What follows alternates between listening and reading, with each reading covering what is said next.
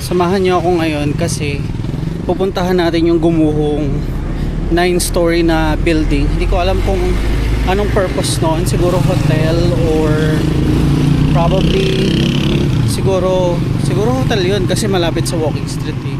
Pero dito tayo dadaan kasi bibili muna ako ng corned beef.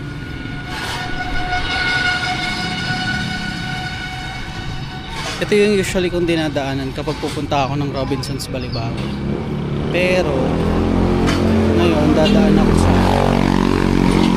ako dun pa lusot sa walking street kasi may nadiscover na naman akong bagong daan. Grabe yung lugar na to.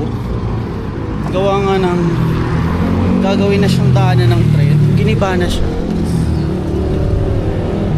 Kaya mga bahay na yun, yung mga nadadaanan nating bahay na yun. Ito masarap yung tapsilugan dito.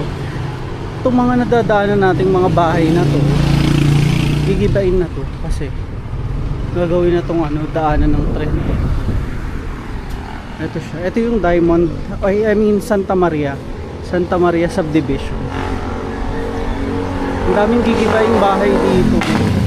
Ito siguro gigibain ito. Sayang naman, ang daming magagandang bahay dito na gigibain para dun sa daanan ng tren.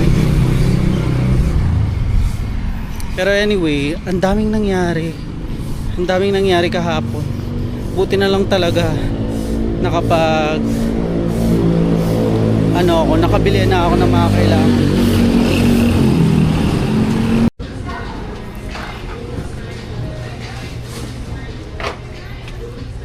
Corned beef lang yung bibilhin ko tapos aalis na ako. Ay, magandang brand. Gusto kong makasubok ng ibang brand ng corned beef. Hindi ko alam kung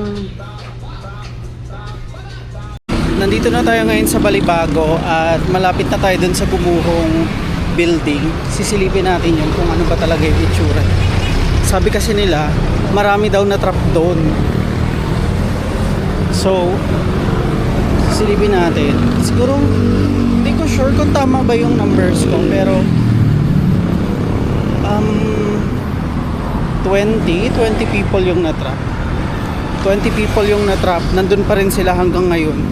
So may nangyayaring retrieval operations doon ngayon. So sisilipin natin.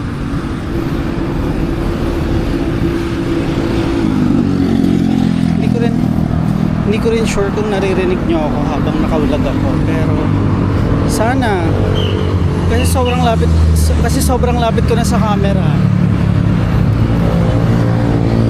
Grabe yung Balibago.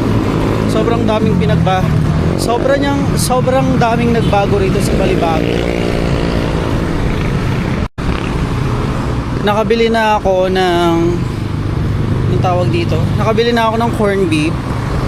At yung next nating pupuntahan is yung gumuhong building na. Lulusot tayo dun sa part na kung saan probably gumuho yung building.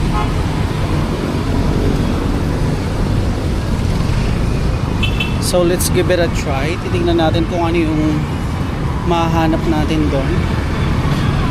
Malapit na tayo dun sa shortcut. Ito na yung sinasabi ko sa inyong daanan papunta dun sa possible na gumuhong building. Yung nasa balita ngayon. At kung nakikita nyo, hindi kaya ito yun? Joke, hindi yan. Hindi naman gumuho. Ang daming kainan dito. Sobrang nagugutom na ako. Kumain naman na ako, pero yung kinain ko kagabi is salad lang. Salad lang yun. Walang heavy drink or heavy meal. Hindi ako nag-heavy meal kahapon.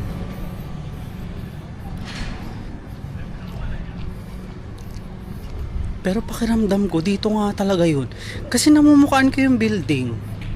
Ayan oh, may mga truck pa. May truck dun sa dulo. Teka, iaayos ko yung camera ko.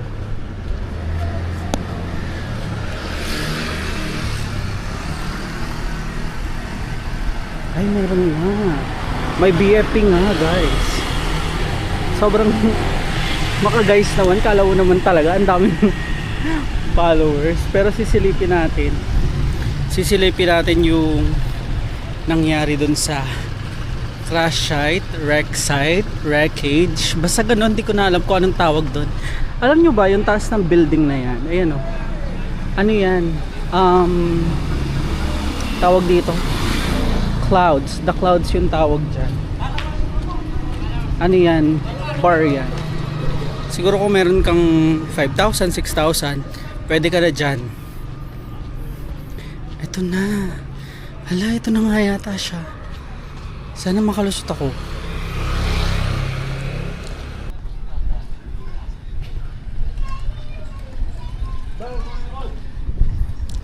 Dire-diretso lang tayo. Hindi naman kasi ako liliko eh. Ay, ito na nga yun. Dito nga yun.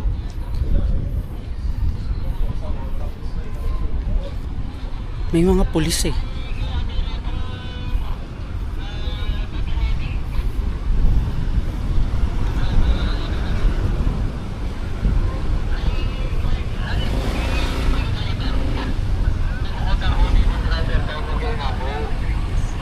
Yun nga yun, feeling ko yun. Alam ko na, subukan nating dumaan sa may walking street. Doon tayo sa may walking street dumaan. Ito na nga yung site. Ito na nga yung site. Natatakot ako mag-video kasi baka bawal.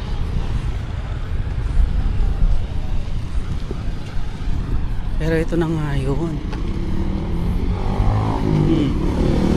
Ito na yun.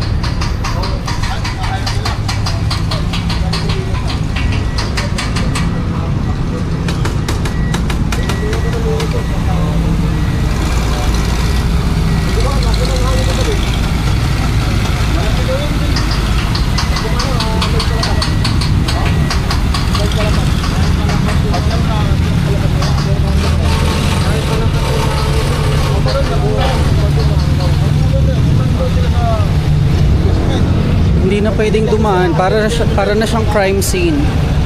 Pero silipin pa natin, tumawid na tayo. Oh my god. Oh my god. Hindi na pwedeng dumaan. Ayun, yun siya.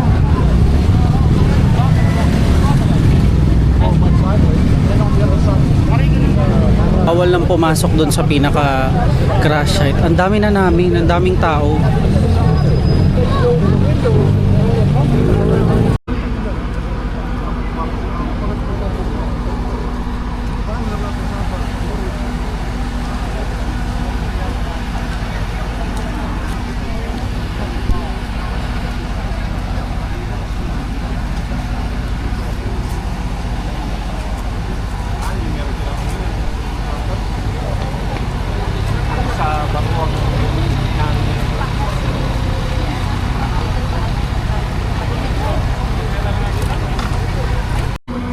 Nandito tayo sa kung saan nangyari yung pagguho ng 9-story na building.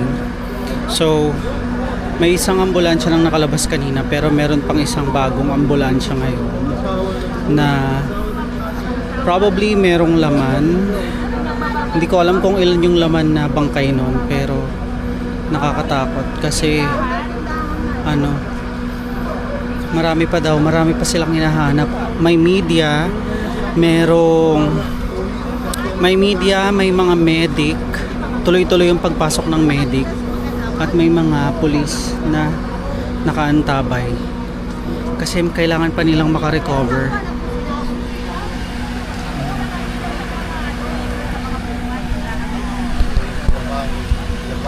Ayun na nga, yun na yun. Kasi yun na ang pangyayari. Yun na yung nangyari sa araw ko, ganyan.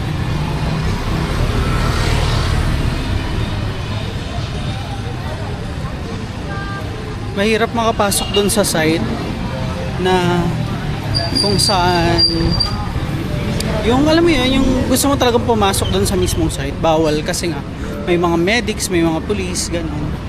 Pero yun siya. So, pauwi na ako. Grabe, sana kanina pa ako nakauwi pero wala na, ito na yun. Ito pa lang yung oras na makakauwi ako kasi inabangan ko yung mga pangyayari dun sa aksidenteng yun. Kasi isipin mo, 9th floor na building, bigla na lang guguho ng ganon sa sobrang lakas ng ulan kahapon. As in, sobrang lakas kasi talaga ng ulan kahapon.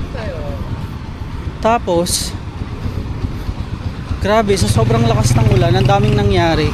Alam nyo, may malaking puno ng mangga dyan sa daanang yan. Pero dahil nga rin sa sobrang lakas ng ulan, nawala yung puno ng mangga. May natira pa naman, tinitingnan ko siya. Somehow may natira pa, pero hindi ko masasabing buong buo pa yung mangga.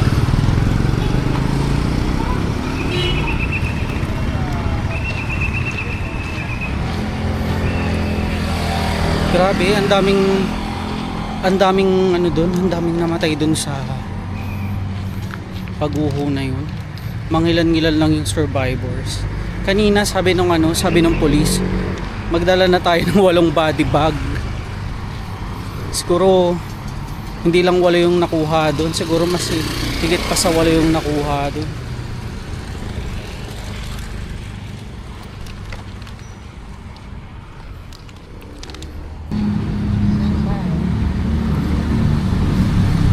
Grabe, no? Sobrang dami ng media, sobrang dami. Parang lahat yata from Bataan to Bulacan to Pasig to Taguig nandyan. Yung mga MDRRMO nila, yung mga ganon. Grabe. Pero alam nyo, may na-realize ako sa sa nangyaring yan. So, alam nyo, na-realize ko na dun sa aksidenteng nangyari na yun, napaka-unpredictable talaga ng buhay, no? Isipin mo yung mga taong yun, 2:00 ng madaling araw, natutulog na lang yun, nagpapahinga na lang yung mga tao dun. Pero grabe, isang snap lang, gumuho yung building. May mga buhay pa daw nasa pinakailalim ng guho, pero ilang oras bago mo ma-rescue yon? More than 12 hours, more than 6 hours. Uhaw na uhaw, gutom na yung mga taong yun. Yun ang sabi, no? Meron daw mga naka-survive, but still nakakatakot.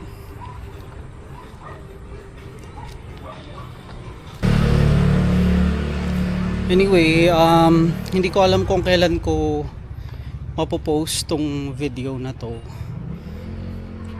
Today is May 24, birthday ng tatay ko. At yun nga, hindi ko alam kung kailan ko mapopost yung video na to. Siguro mga June na to lalabas. But still, dahil nga vlog nga lang to, kaya yun lang yun. Sana ligtas yung mga doon, no? Yung mga natabunan doon. 8 body bag. So 8 tao yun. Sana yung 12 buhay. Sana sugatan lang sila.